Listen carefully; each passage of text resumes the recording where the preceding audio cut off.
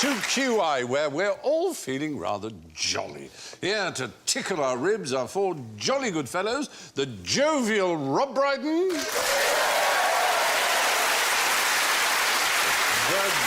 jocular Tim Vine, the jubilant Julia Zemiro,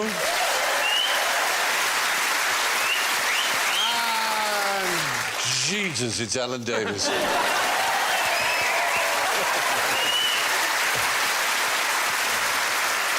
Well, so if anyone wants to go beyond a joke tonight, they'll have to jingle their jangles. And Julia goes...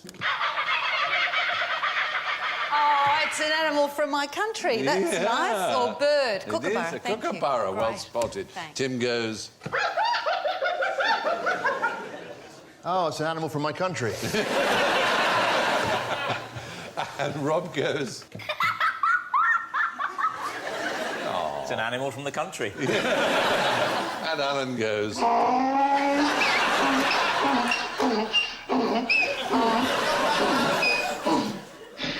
Wow.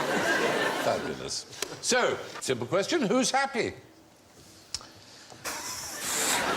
He's happy in the picture. Yep. Yep. Old men with young ladies. Oh, old ladies with young men. I was going to say they Why not? might be gerontophiles. Me, not me. Not you, no, Yeah. fair enough. Just one of the dwarfs. Oh, that's true, as in the old joke is, yes, 6 out of 7 I can't believe that dwarfs hasn't aren't flashed. happy. They haven't got that on the klaxon? Well, no, they haven't. This is a happy whose name is Happy, spelled H-A-P-I. Edwin Starr had a song, H-A-P-P-Y, Radio. Oh, really? Yeah. Anyway, continue. No, it's good, it's good. Good information. We love good information, Tim, here, as you know. We have to go back to a previous civilization. Is it? Oh, no. Aztec. Egyptian. Egyptian is right. Oh, get stuffed. I can't believe it. When you get the answer right, you don't have to insult me. You No, I know. just accept your points gracefully. That picture there is actually the backdrop to a famous game show. I'll name that 2 in 1. Very good. What sort of reaction is that? It's one It's what Tim I'm is used very to, yes. That's what you thinks. So that is the It's a god... very unusual mind we have on this show. It is. This is a god called Happy, who was always represented as being faintly pot-bellied and sort of hermaphroditic with breasts. Happy had breasts, though was not considered female, and had a sort of harem of... Ladies. Men. Animals. No. Men. Castrati. Boys. Frogs. Frogs? Yeah. Frogs, Tim. Hang on. There'll be a pun in a minute. Do you think if the frogs in the harem really started to get it on with each other and one of them whipped out a camcorder, would that be frogs porn? You're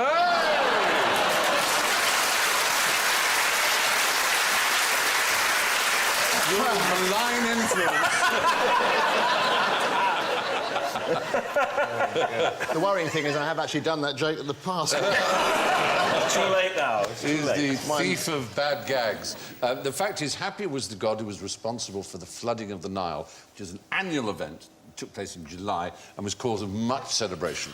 If you've ever been up or down the Nile, you will know that it's really just this great carving of green through a desert, which is all made fertile by this river. So it was the whole civilization was predicated on the flooding of the Nile, and Happy was the god who caused it. So, moving on. What's the jolliest, but frankly most dangerous thing you can buy in a joke shop?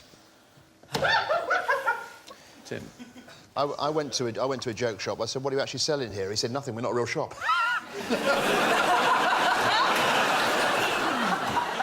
Anyway, I've got some jokes here that give you an example. Here we are. And almost all of these were invented by one man who could be regarded as the father of the joke shop. Have some nuts, Tim. What happens when you open the nuts? Oh, no. I'm guessing I You're could aim guessing. this at Rob. Yeah. Hours of laughter. That reminds me of last Saturday evening. It's a man called Sorensen Adams. He started life working for a coal tar derivative company, and coal tar derivatives have many uses, one of which was for a dye, and the particular dye that came from coal tar had the bizarre side effect of making people sneeze. So the company managed to isolate the ingredient that made people sneeze and took it out. And he happened to be passing and he saw these great barrels of the stuff that made people sneeze. He thought, I'll have those. So he founded the Ka-Choo sneezing powder company. And it was a huge, huge success. He sold $15,000 worth of Ka-Choo just in the first year, which was a vast sum in 1910, which is around the time we are. But 25 years later, it was banned by the FDA for being toxic. Oh. But he had, meantime... After several deaths. Yes.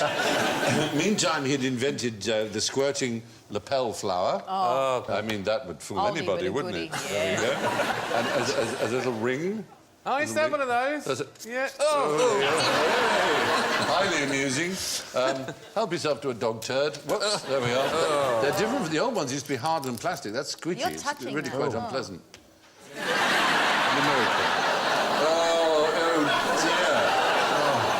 That is horrible, isn't it? No! Even if that isn't a dog turd, that's a horrible thing to do.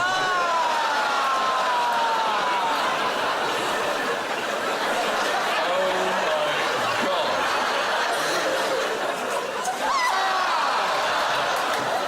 Oh. If you swallow that... If I swallow it, it's going to come out the other end. What is it then? Then it will be Fake or not? a real false turd. Actually, Alan, I'm just getting a message. There's been a bit of a mix-up, apparently. This is a real one. And here's a you can cut your finger off. Oh, you try this pen. Try writing something with the pen. Oh, this is going to be hilarious. Oh dear.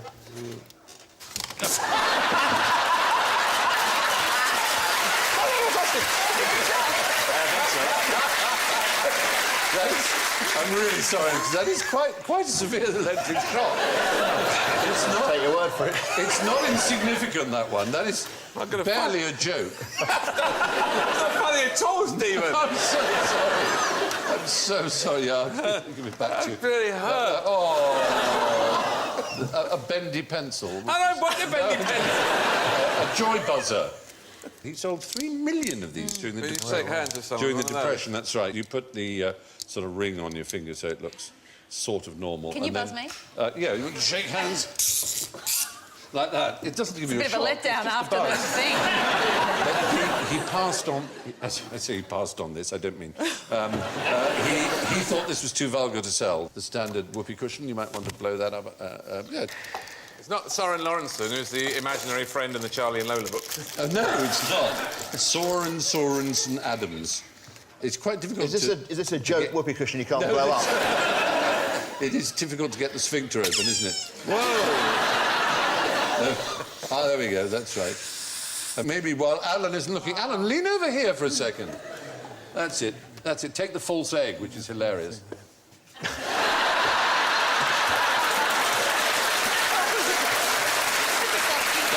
Possibly the least convincing whoopee cushion noise I've ever heard. Silent but deadly. It's strangely realistic. Yeah. I've just smothered it completely. Well, Alan's wearing a whoopee cushion silencer on his jeans. Very sensible. The best one is the remote control fart Yeah, that machine. is... Have you got one of those? I have, of course I have. Have you got one? How does it Anyone got work? one of those? You've got to get one of those. They are marvellous. You're Christmas. Buried under the cushion near your arms or something. It's funny even if you just put it under your dog's basket, because the dog... the But dog goes... I can take a picture, Aaron, smile. No, God, what's going to happen now? Oh, it's supposed to be water. Anyway, we can probably put away our little tray of fun toys, having electrocuted Alan, which is the purpose of the evening. Maybe you could pass How'd me you your... blow it up, then? Could you pass me your turd? Whoa. That's... I think if you over... Maybe. Here we Have go. a go. That's...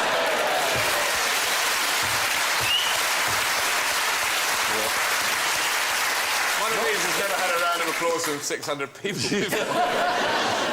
I read somewhere that this was the intellectual quiz show, and you can see why. Now, one of the things I want to prepare you for is to see if you can, during the course of today's lesson, prepare in any spare moments you have a limerick for me.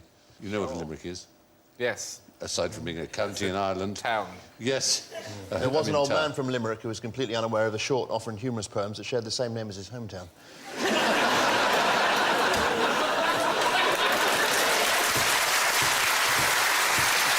Very, very good. Anyway, so you'll be ready for that. But we've got a quickie for you. What happens if you put someone's hand in a bowl of water while they're sleeping? They have a little whittle, don't they? Oh, no, you don't have a little... They don't? No, it's a total myth. Total myth, but perpetuated by school children and others. All kinds of experiments been done. That splendid programme Mythbusters tried it. 0 wetting ensued. There's no reason why it should happen. It must have happened once. Well, by By coincidence, possibly, and that coincidence was assumed to be causal, and from that moment on, the myth was born. You can try it at home, I recommend it, with your spouses and A children. bit like the one where if you wet yourself while you're driving, you crash the car. I would Is frankly... that what happened to everyone? If I crashed a car, I think I would wet myself. It's the other way around, you see. See, that's what's interesting about the experiment. Yeah, it is, isn't it? What about when you fall asleep and you wake up and you've had half your eyebrow shaved off? Then you have bad friends. I do have hideous friends. Yeah, because that's the other thing that can happen. Yeah. It's all right. I'm over it. It's You have fine. your eyebrows shaved off. Yeah, you know. Obviously, no so one... don't. Yeah, you fall asleep and someone goes, oh, this will be even funnier. Put your hand in a bottle of thing and then vroom, vroom, you wake up and you look hideous. That's just vile. I'm Australian. Anyway, Sorensen didn't sell whoopee cushions because he didn't think flatulence was amusing. So, what is the most amusing thing to come out of a sewage plant? Look at that. Oh, that's really disturbing. very isn't it? unpleasant. And there are people in the background there, bobbing along. Is that in the UK? Oh, that's the ocean. That's actually in Ghana. In Ghana. Ghana, so... Poo jokes. Is Poo that the jokes. funniest thing to come out of a sewerage? Crap jokes. Crap jokes, yeah, really crap jokes. Thank you. Good on you. Yeah. There is something that really does actually cause laughter that comes out. It Comes out. Oh, okay, I know. Yeah, I know. It's a type of gas, then, isn't it? Yes. It's to do with... It's the same gas. I've got it, Julia. It's the same gas, like what they might call a laughing gas. Yes. But here, rather than being in canisters, in a dentist's room, perhaps, Yeah. or in another medical establishment, Yeah. perhaps here it's coming out as a natural byproduct of the faeces, the waste, the fecal matter Yeah. that's gushing forth in a liquidised form. Yeah, So absolutely that's right. what it is. It is. I love it. Yep. Is it nitrous oxide? Nitrous oxide is the...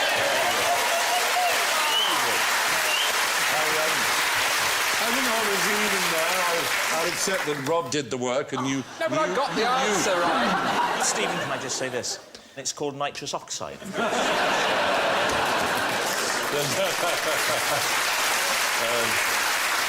There's a very... Yeah. Nitrous oxide. Yeah. Sulfuric acid. Yes. It's a very important greenhouse gas, N2O, nitrous oxide. In fact, it's 300 times more potent as a greenhouse gas than CO2.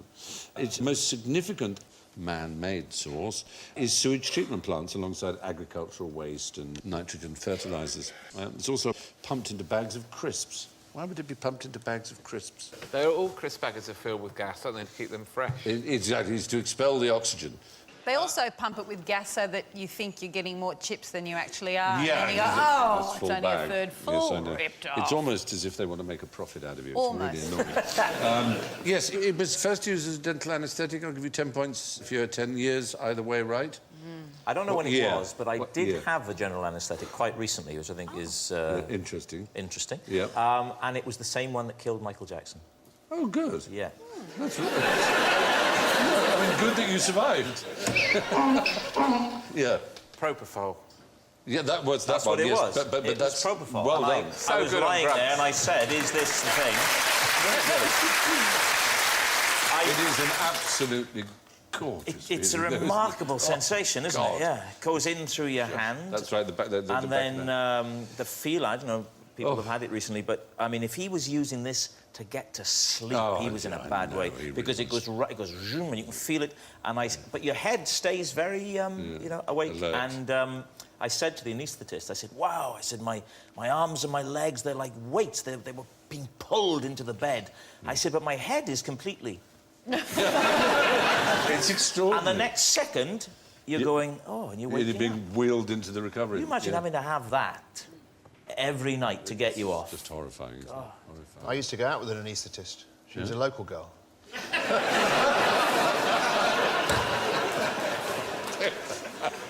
1920. No, it's a... 1930. No. 1878. No. Wow. Even earlier. 1820. 1844, yes, quite early. That early? Although it had been used before that as a recreational drug by, of course, who were the great recreational Rock drug musicians. users? No, not... There weren't many rock musicians before the 1840s. There were, but you just didn't know about it. There were there. When was Byron alive? Ah, you're in the right area. We were in the area of Romantic The poets. Romantics. And who was the great opium eater, apart from Thomas de Quincey, of the Romantic poets? I'm going to take a stab at this, Stephen. Pam Ayres. No. Oh, God, I despair of the country in which I live. Could the audience please provide the answer? Casanova? Was it Shelley? Samuel Taylor Coleridge! Of course it He was. wrote Stupid. Kubla Khan while under the influence of opium. Yes, did Famously. Xanadu, Did Kubla Khan. stately Stately pleasure, pleasure, dome dome decree. Of course he did. It's also that great Measureless to musical man. with Yep. Olivia Newton-John. Indeed. And laughing gas, as you can see, was used as a recreational drug, and Coleridge was one of the ones to use it. In fact, he described the dreamy, sedated state. He said, the first time I breathed in the nitrous oxide, I felt a highly pleasurable sensation of warmth over my whole frame. The only motion which I felt inclined to make was that of laughing at those who were looking at me. So there you can see, there's a satirical cartoon She of doesn't how look very willing, though. the upper that class... lady. That she, it must be said, is being forced into it. But the others had it and are laughing. She's about to laugh, clearly. Looks like a giant whoopee cushion, actually. It does, actually, doesn't it? But Man it's on the got, left's got tiny chicken legs. like all lazy cartoonists, he's written laughing gas on it so that you know what's going on. Is this the inspiration for the scene in Mary Poppins where they float to the ceiling? Maybe it is. The chapter of the book in Mary Poppins in which they all do rise to the ceiling is called Laughing Gas. There's a book?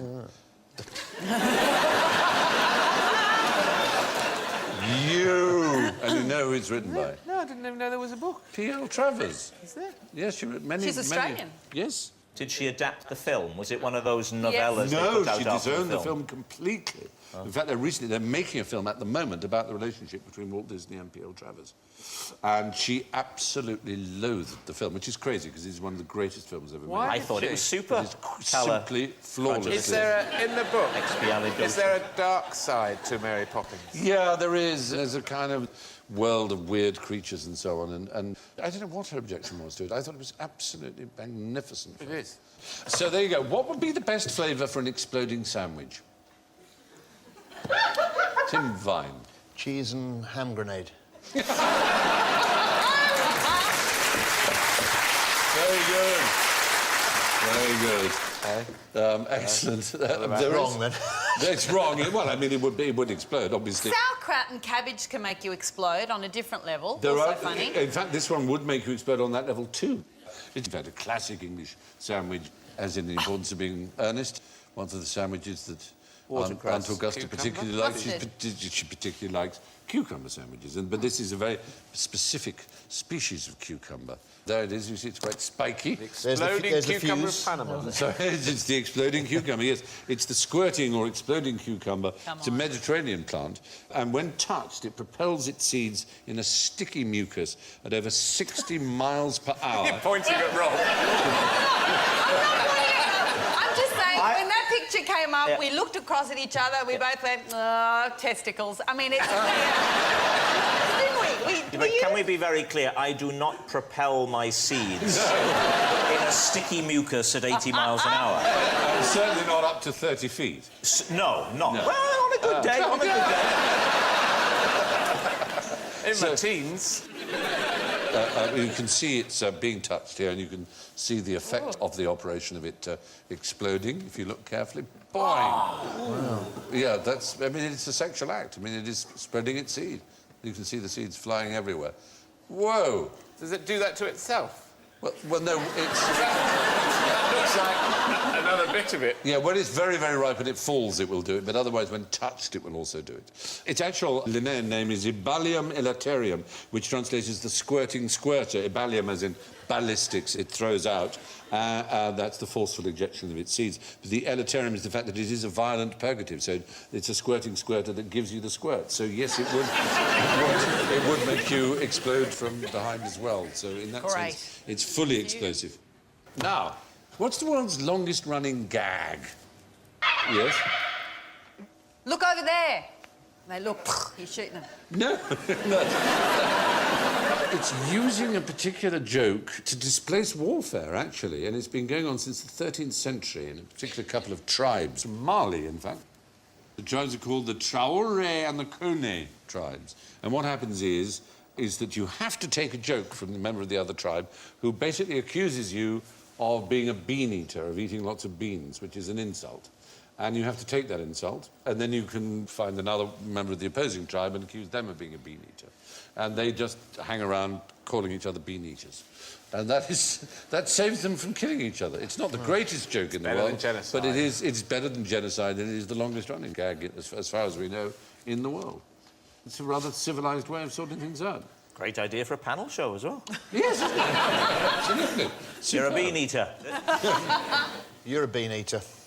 Alan, you're a bean eater. Julia, Yes. you're a bean eater. Stephen, you are a bean eater. You're a has-been eater. Is that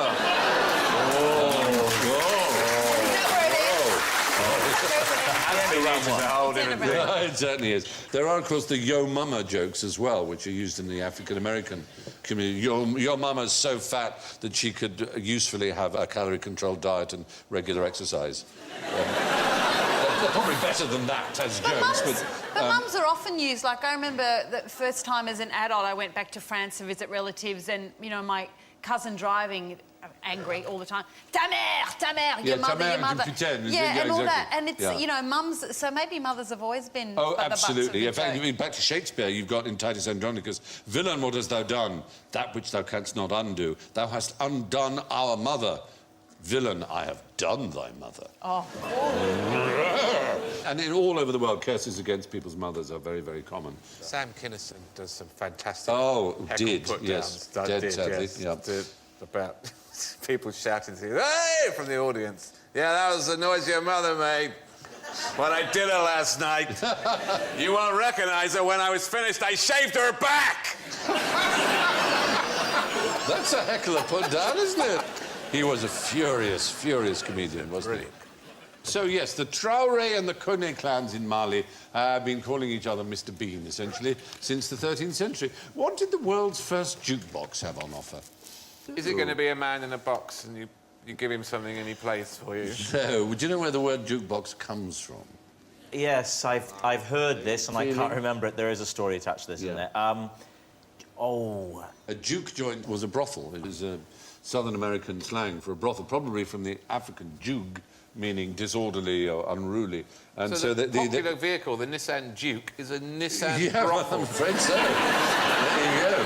And they were called juke houses or juke joints, and like all kinds of places of ill repute and law-breaking, of course, they served all kinds of liquor and offered dancing and, indeed, music and gambling. And then when the first commercially available box that you could put a nickel in and it played a tune, people just called it a jukebox because they kind of thought it was like making your own private little dance hall or juke joint.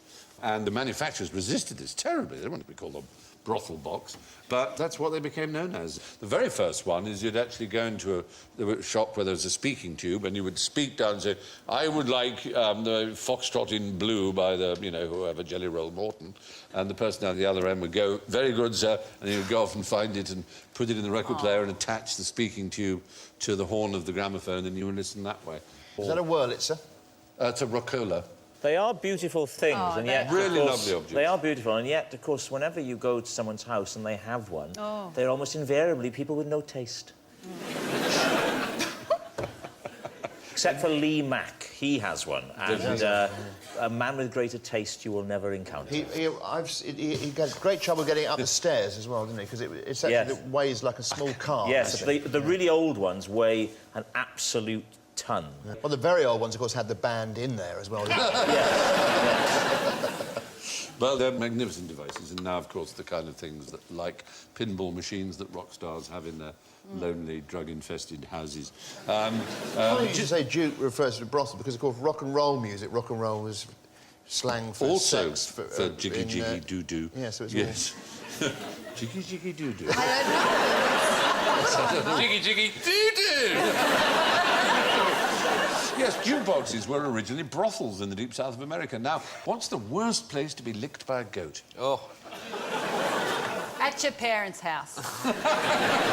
perineum.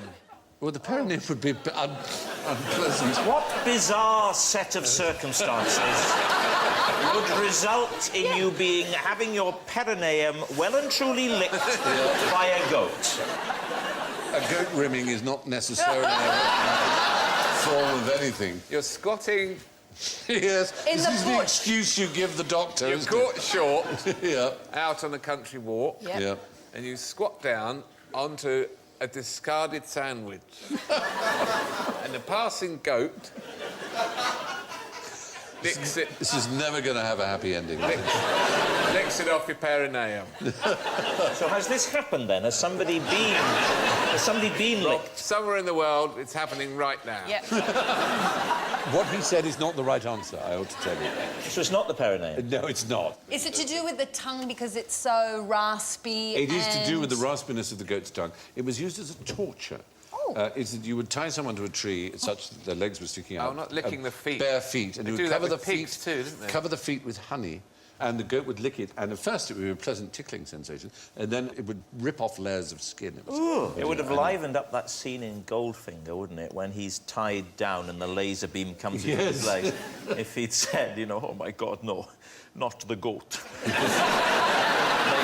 Mr. Bond, I put some honey onto the underside of your foot. You might call it your soul. Bring in the goat. And he goes, oh, no, not a goat, it's a furry goat, no. Oh, and then he goes, actually, that's quite pleasant. And he says, soon the pleasure will turn to pain, Mr. Bond. And then he said, you expect me to talk? No. I expect you to die. Well, Franciscus Brunus, who was a late medieval jurist and expert on torture, said in 1502, that I hear this is a very hard torture and totally safe. Tickling was used in the stocks as well. You tickle people's feet in the stocks. And in the Han dynasty in China, they used tickling a lot. In the old curiosity shop, I don't know if you've read It's the that. only Dickens novel I've read. Oh, well, then you might remember. Can't remember any of it. Oh, dear. Well, you Seems might to have remember... no memory function whatsoever now. No, there was little Nell who died, and Oscar Wilde said of that, you would have to have a heart of stone to read the death of little Nell without laughing. Because it is Dickens at his most sentimental, unfortunately. But there was a Mr. Jasper Packlemerton, and Jasper Packlemerton apparently killed 14 wives by tickling them to death. And With a knife. Dickens may have got this from an illustrated police news of 1869, where a wife was driven insane by her husband tickling her. She was fooled by her husband into thinking that by being tied to a plank it would help her back, and he then proceeded to tickle her toes until she went mad, which is not nice, to be honest. It would take a while. I thought, yeah. Yeah, it would. It would basically take a while. Now, let's see how your geography is. Lots of points for the right answer, and a measly -10 for a wrong one. So, try and be right. What's the name of the largest mountain in Japan? Fuji. Is the right answer. Yes. It's an active volcano, though it hasn't actually erupted for 200 years. So it's probably about due. Yeah, it probably is. Vesuvius is overdue. It's right next to Naples, and it's overdue, and there's no way of predicting when it will erupt. No. They told us this when we went to see it on a school trip. That'll cheer you up, won't it? This is the days before health and safety. They took you up into the crater. Any minute now, we're expecting it. It's overdue. We were standing in the crater of it. A party of school children. And to get there, you had to walk across a lava flow that had a sulphur crust. It was about that thick. Whoa. And so you walked across it, and there are places where it had fallen through and had just a small fence around it, and underneath was volcanic mire. Amazing, isn't it? And they said to us, walk in pairs and don't jump up and down. That was the safety bridge, and we all gathered together and jumped up and down together. Of Of course you did. They told you We were not to. 12-year-old boys. Anyway, so can you name a Caribbean island group beginning with B? Bahamas. Oh! Alan got there first, and I'm afraid they are not Caribbean, they're Atlantic. What? They're not in the Caribbean, the Bahamas. They're in the I've been on Atlantic. holiday to them. I've done a lot of holidays. Yes, you have. There is an island group beginning with B in the Caribbean. Very good in the audience. This is superb Someone shouted accent. out one of the rarest things you could possibly imagine, British Virgin.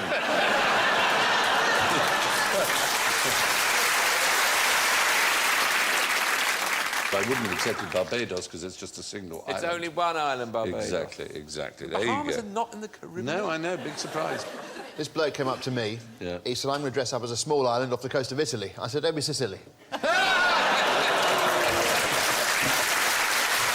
Excellent. Now, which is the largest of the Great Lakes of North America? Yeah. Ontario. No, it's not Ontario. Is it a slightly trick question? And is it Hudson? It's not Hudson, That no, big? the Oh, that's Hudson Hudson Bay. Bay, isn't it? No, most of us were brought up to believe that Lake Superior was the largest lake in the world, in fact.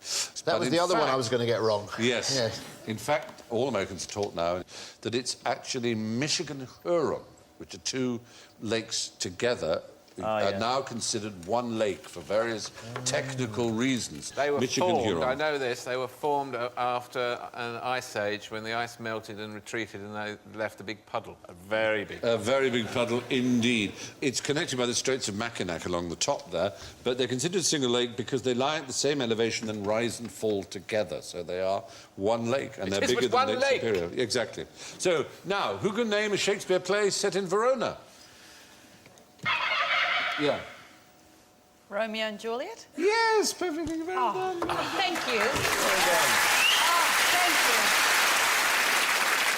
Thank Yes, what you avoided was the trap of saying Two Gentlemen of Verona, which is not set He really in looked like he Verona. was enjoying sitting for that. Yes, he did, didn't he?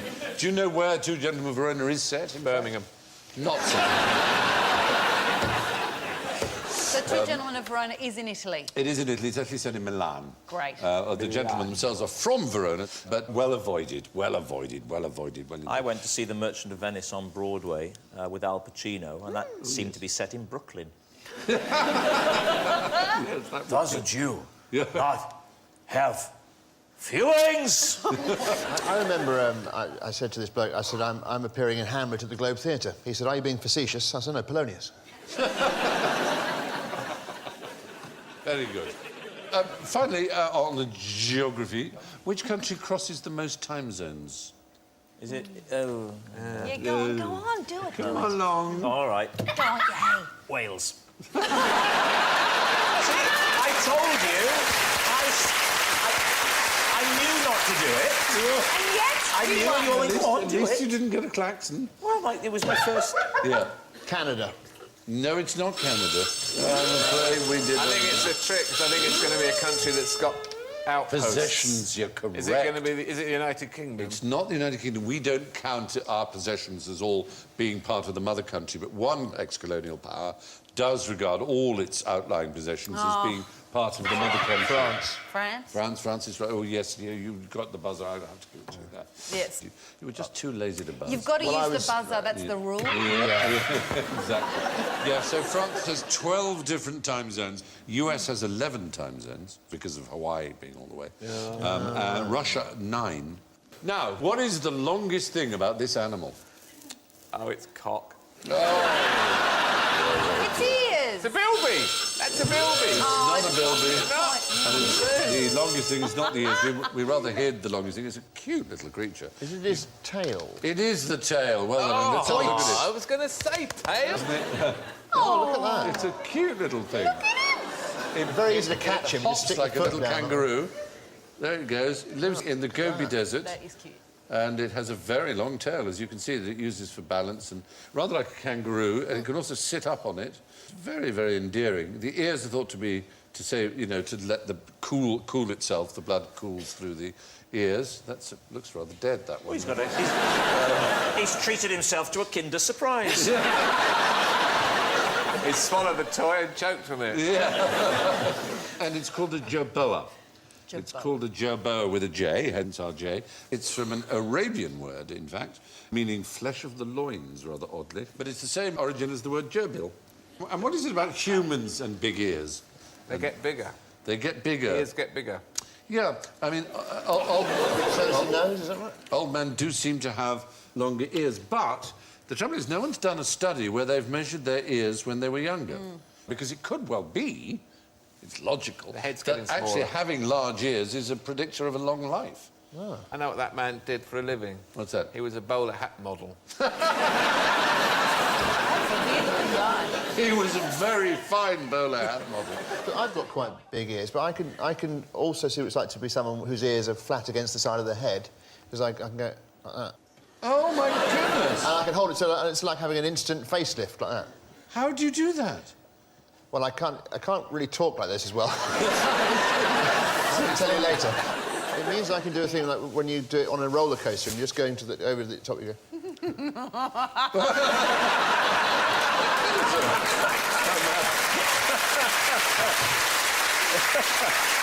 I bet your so-called serious brother Jeremy can't do that. He can't do that. Yeah, that's another way. He could another host a phone-in about it, though, couldn't Yes, he? he said. Do call in if you can wiggle your ears. No problem with your ears. Give us a ring now. Go on. He did once on his show, genuinely, I thought they were running out of things to do that day. He said, please, and this was, honestly, it wasn't a joke, he said, please phone in if the sound of your own voice terrifies you. That was a phony topic. Did anyone call in? Screaming. Any calls? Yeah, they had some people ring up, yeah. Sobbing. So just... Help me, I'm so afraid! Anyway, why would the King of France enjoy a naive salad, for starters? He's got a tiny head. Has he got massive ears under that wig? Of course, naive backwards is... Evian. Evian, as in the water. Isn't it?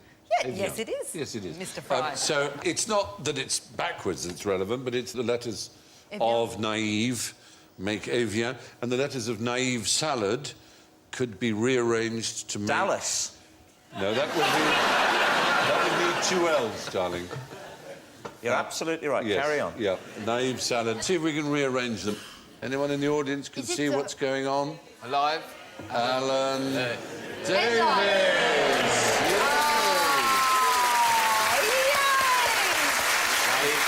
Of course, I think your middle name is Roger, isn't it? So, It is. So Alan R. Davis would be anal advisor. Which might be even better. The King of France might enjoy an anal advisor. Let's get a business card done immediately. Or you could be a ladies' van. But the point is, the kings of France enjoyed an anagrammateur royal, a royal anagrammer.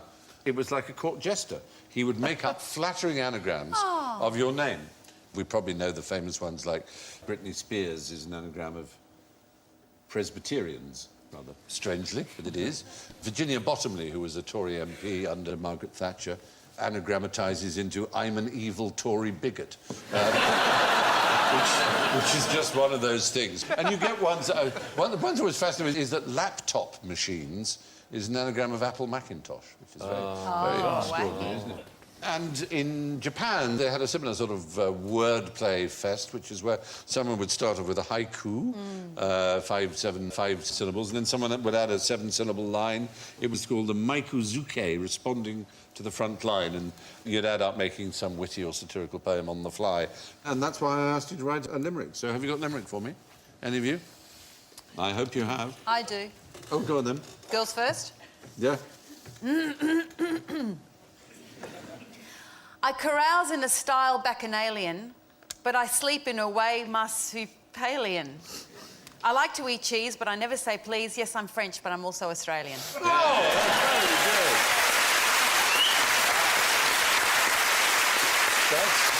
It's certainly better than the one I know about Australia. There was a young man from Australia who painted his arse like a dahlia. Tuppence a smell was all very well, but threepence a lick was a failure.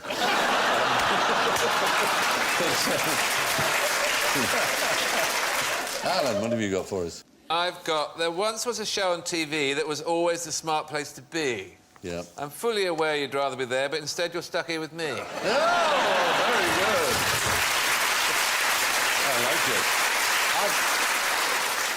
I've got one about Rob Brydon. Oh. Just because I found something that rhymed with Brydon. Yeah. There was a young man called Rob Brydon whose favourite film was The Poseidon Adventure. And he would watch it regularly. That funny old man called Rob Brydon. I think it's excellent. Because that's not an easy one. Yeah, yeah. It's easy to win on QI. You don't need an IQ that's high. Try not to be haughty, just be a bit naughty and make sure you please Stephen Fry. Yeah! Very, very good. And so, highly flattering at many points. Appearing one night on QI, I made up 3 facts on the fly. The first was untrue, the second was 2, and the third was about the size of my cock, and it was no exaggeration. Well, Yes, Rob, what have you got for us? nothing, as will become evident. Yeah. There once was a chap called Tim Vine. Oh, hello. Whose punning was simply sublime. Sat next to Alan... Oh, bugger. OK. There once was a man called Tim Vine, whose punning was more than just fine. Sat on the panel with no end of flannel, that lovely young chap called Tim Vine. Oh, that's very good. Very good. Very, very fine. This is one I read in one Piccolo book of jokes. There was a young man from Devizes whose ears were different sizes. One was quite small and no use at all. The other was huge and won prizes. Oh, that's very sweet. I like that. Excellent. Well, the strange thing about limericks is no one knows why they are called limericks. They seem to have no relationship to the town of Limerick, but they continue to be popular and sometimes excessively rude. There was a young chaplain from King's who talked about God and such things, but his real desire was a boy in the choir with a bottom like jelly on springs. There we go. Fair enough. Top that. Yeah. That brings us to the somewhat predictable punchline that we call the scores. And let's see what's been happening. Well, divine as he is, I'm afraid in last place with -27 is Tim Vine.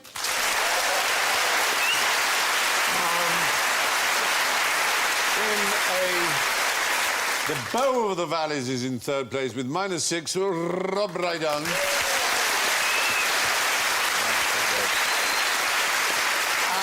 Far from a failure, that wonderful Franco-Australian Julia with -3.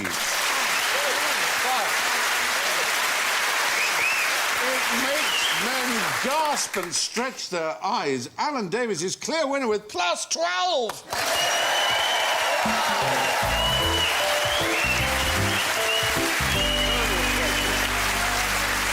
That's all from Rob, Julia, Tim, Alan and me. Thank you, good night, and be extremely pleasant to each other. Bye-bye.